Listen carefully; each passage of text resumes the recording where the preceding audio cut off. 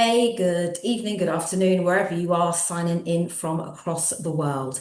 Over the last couple of weeks, I've been having some conversations around leadership. What is leadership? And I wanted to share with you some thought leadership pieces from some well-respected thought leaders.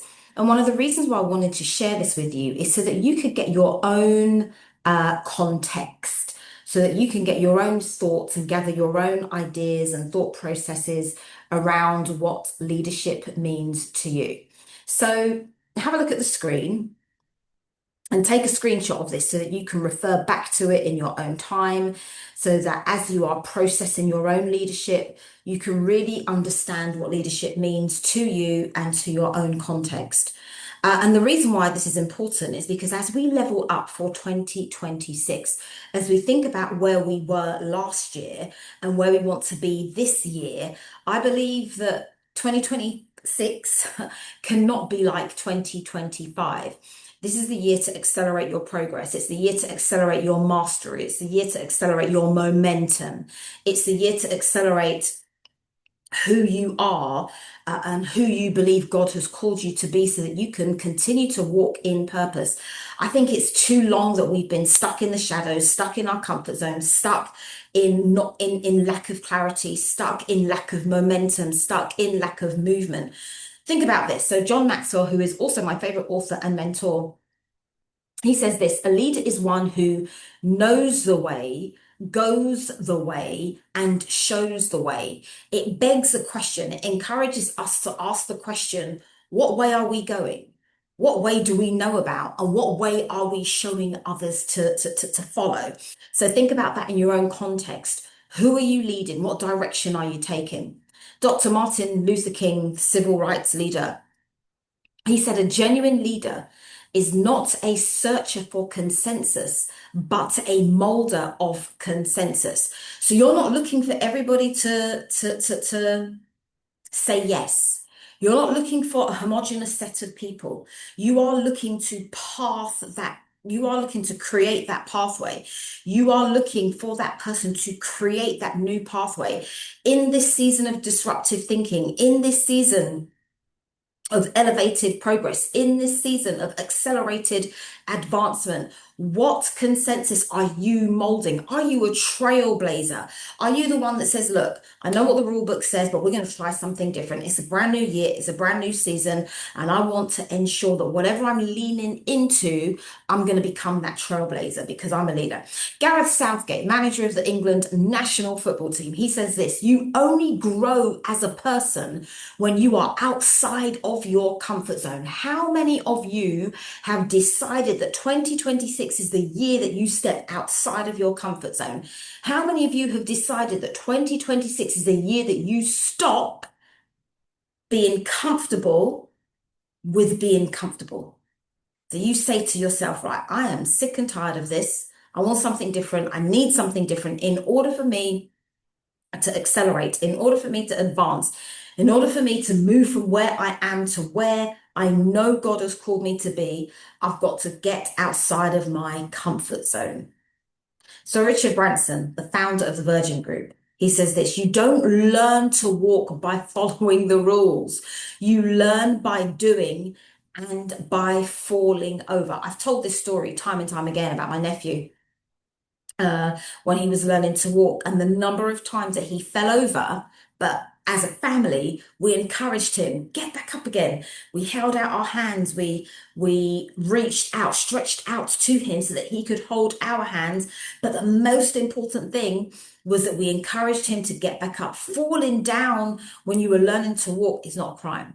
Falling down is part of the process, but he learned to walk by getting back up again. He learned to walk by doing it again and again and again and again. So my question to you is, what is that thing that you have to do again and again and again and again? What is that thing that you need to surround yourself with accountability partners, that you need to surround yourself with mentors and coaches who can support you in that process of getting back up again? Let 2026 be the year that you get back up again. Just say that to yourself: get back up again. Just say that to yourself. Put your hand on your own chest and say, get back up again. This is the year for you to get back up again. Sheryl Sandberg, the former chief operating officer of Facebook, now Meta, said leadership is about making others better as a result of your presence and making sure that impact lasts in your absence. I'm on a succession planning journey, a legacy planning journey, especially at this epoch of time and at this age and stage of life. I'm looking at everything through a different lens. I'm looking at everything through a lens of, as a result of my presence, helping to contribute to make other people better and making sure that the impact that I'm leaning into is felt even in my absence. I'm currently in Jamaica volunteering with a number of groups as a part of the relief efforts for Hurricane Melissa. And from a leadership perspective, I'm wanting my leadership to be felt even in my absence. And what that looks like is creating systems, structures, frameworks for those who live here in the form of entrepreneurship or enterprising activity that will help them that will have a lasting impact on them, but more importantly, will have a lasting impact even when I'm not around. So that presence of my presence will be felt whilst I'm there, but whilst I'm not there, they will also feel my impact because it's an enabling environment that we're trying to create. This is not an environment of dependency. I'm trying to create an environment of enablement. Nelson Mandela, the former president of South Africa, he said it's better to lead from behind and to put others in front, especially when you celebrate victory. And I love this statement. And John Maxwell has a book called The 360-Degree Leader, where he speaks about your ability to lead from anywhere in the organization. You can lead from the front, the middle, or the back. But I really love what Nelson Mandela says, that it's important to put others in front. And when I think about my teams, when I think about my organizations, I have always pushed my team towards the front, because when I push my team towards the front, when I create that environment of enablement, when I create that environment for them to succeed, it means it frees me to go and do some other creative or leverage other creative opportunities that only somebody in my position can leverage. But then I can bring that back and I can continuously create job opportunities and create more project opportunities for my team to grow and to show up and to show out. Dame Sharon White, the former chair of the John Lewis Partnership, she said this: leadership is about listening, especially when it's difficult, and leading with courage, even when the answers are uncertain. The economists call this current epoch of time that we are in VUCA. It's a VUCA environment. VUCA stands for volatile, uncertain, complex, and ambiguous. And your role, your skill, your drive, your determination in that VUCA environment, you combat volatility with vision. The antidote for volatility is vision. What do you see? Where is your leadership taking you? Where is your leadership taking others? Those people who are on your team, those people who you are leading, where is that journey? Even though it might be difficult, even though you can't see a clear runway, you've got to be able to step into courage. You've got to be able to step into audacity. You've got to be able to step into determination and say to yourself, even when the answers are not certain, even when the answers feel like they are complex, you've got to come with that strong vision and agility to combat the uncertainty of the environment so that you can stand out as a leader, someone who knows the way, someone who goes the way, someone who shows the way. Lastly, Oprah Winfrey, the media executive and philanthropist, she said this: leadership is about empathy. It's not about having the ability, it's about having the ability to relate and connect with people for the purpose of inspiring and empowering their lives. Whose life are you inspiring? Whose life are you empowering? And what's really interesting is all of your experience that you've amassed over the last 5, 10, 15, 20 years of your career. Now is the time to reframe, repackage, realign all of that experience so that you can use that experience as a launch pad to support and empower someone else, to support and empower somebody else who might be looking for you, to support and empower somebody else who might be listening out for your voice, because your voice carries weight. Your voice carries victory. There is value in your voice. And when you share your voice, when you think about where you are and you start thinking about, okay, God, if this is where you've given me, if I believe that you have called me into the kingdom for such a time as this, if I believe that you have called me into the kingdom to step up and to step out. It was in the book of First Samuel, chapter 10, where Saul called Samuel to come out of hiding. The verse actually says, behold, he hath hid himself among the stuff. What stuff are you hiding in? How are you pulling yourself out of hiding, out of hiding, out of hiding, so that you can come onto the world stage and so that you can operate, so that you can be what God has called you to be? So look, I understand there are different contexts for your leadership. And I'm going to share this slide with you because I think this kind of captures it in the best possible way. Oh, that's blue sky thinking, blue ocean thinking, not that one, this one right here. The context for your leadership, I call it 4C leadership. The church, the community, the city, or the country, whatever level of leadership you are called to serve on, I want you to start thinking about that. I want you to lean into that leadership. I want you to lean into that context. So for some of you, you are church leaders. Your role is to shepherd and to steward spiritual growth and community well-being. In the context of the church, maybe you're a ministry leader. Maybe you are the head of the ushers ministry. Perhaps you're the head of the women's ministry. Perhaps you're head of protocol. You work in the children's ministry department. You're part of a team. How are you stewarding your leadership in the context of that team? Perhaps you work in a wider or a broader community setting, and your role in that community is to represent and empower local people to solve grassroots issues. So, for example, I'm here in Jamaica with the Croydon BME Forum, with Young Women of Purpose, which is an organization, a non-governmental agency, non-governmental organization based in Jamaica. They are representing and empowering local people to solve grassroots problems. Both of those community groups were looking at how they could contribute and solve problems for those who've been impacted by the Hurricane Melissa that took place in October on the island of Jamaica. They are representing and empowering local people by listening first, hearing what's coming out of those community groups, and then coming up with solutions to solve those everyday local problems. Then we look at city leadership. Perhaps your leadership is in the context of a city. You are shaping systems that affect residents' lives daily. So perhaps you're contributing to transportation, housing, safety, the economy. You could be working in or contributing to any one of those particular pillars in the city. But my question to you is, if that is the context of your leadership, how are you contributing to shaping those systems that bring solutions to others? How are you contributing to being a problem solver? Joseph gave Pharaoh a 14-year economic plan. What type of plans, what type of strategy, what type of structure, what type of system are you bringing to those people who you report to so you can be an outstanding member of that team? Lastly, you might be called to country leadership.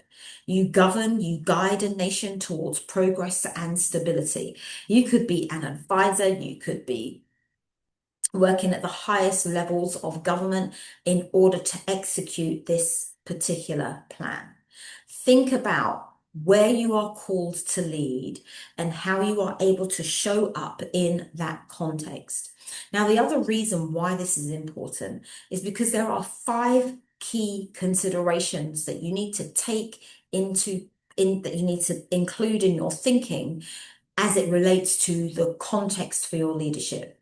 When we think about changing cultural norms, leaders respond to evolving views on identity, justice, equity, and inclusion, and they are changing norms. Some of them may not even agree with your value system. Some of those changing norms may be against the very values and concepts that you have known your entire life. But how are you responding to this? How are you sharing your views in a way that is empowering and liberating and points people to to Jesus? How are you pointing people to freedom? How are you pointing towards how are you pointing towards freedom in Christ? How are you challenging the cultural norms in a way that doesn't compromise value? And the second consideration to think about is the trust deficit. Many institutions face distrust. They distrust the leadership, they distrust everything that they say, they distrust government. And one of the antidotes to this is that we have to be authentic, transparent, and values driven. I positioned myself as a values driven, mission focused social entrepreneur. My entire career has been shaped in that space. So when we think then about trust and the authenticity of what I'm bringing to the table, the authenticity of what you are bringing to the table, people will often ask, what is the driver? My driver is my faith. I love everything that social entrepreneurship represents, and I love what it enables and empowers me to do. I can use this vehicle of social entrepreneurship, social innovation, social value to advance the kingdom. It sits well with me, and I'm able to amplify my values by creating job opportunities, by advising senior leaders, by building enterprising organizations that are sustainable and have a lasting impact on the community and serve the needs of the community. The third thing I want you to think about as the context for your leadership is the global and local connections. My friends in the US call it global, global connections. You are a global player. And I want you to lean into that advantage. You are a global player because due to the technological advancement and the interconnected economies, you can stay in your house in London and have an international conversation with somebody on the other side of the Atlantic. Use your global connections to your advantage. If you're not already on LinkedIn, think about how you can amplify your visibility and make some international connections. In 2025, I hosted an international women's summit with colleagues from South Africa, Dubai, Jamaica, of course, the UK. And I'm thinking of doing the same thing again for 2026 to develop out those local and global and local connections with a view to developing an economy, an economic engine around those connections. So when opportunities are made available in those respective communities, then as a group, we can leverage those opportunities. The fourth thing I want you to think about is the complex challenges. Social issues are complex. Poverty is complex. Mental health challenges are complex. Climate change is complex. But what I've also recognized is that they require collaborative leadership. And in that collaborative leadership, you have diversity of thought, which is number 5. The diverse voices that are around the table. Society demands inclusive leadership that elevates underrepresented voices. So when you are solving some of the countries or the cities or the communities or the churches' most challenging problems, think about the diverse voices around the table. Think about the underrepresented voices around the table, and think about the diversity of thought that comes to the table in order for you to create innovative and transformational solutions. So today, what I want you to think about is, how are you elevating your leadership? How are you ensuring that 2026 does not look like 2025? How are you ensuring that everything that you are working towards for this epoch of time elevates your business, elevates your influence, elevates your impact, and elevates your income? I look forward to hearing more about your progress steps. I look forward to hearing your testimonials.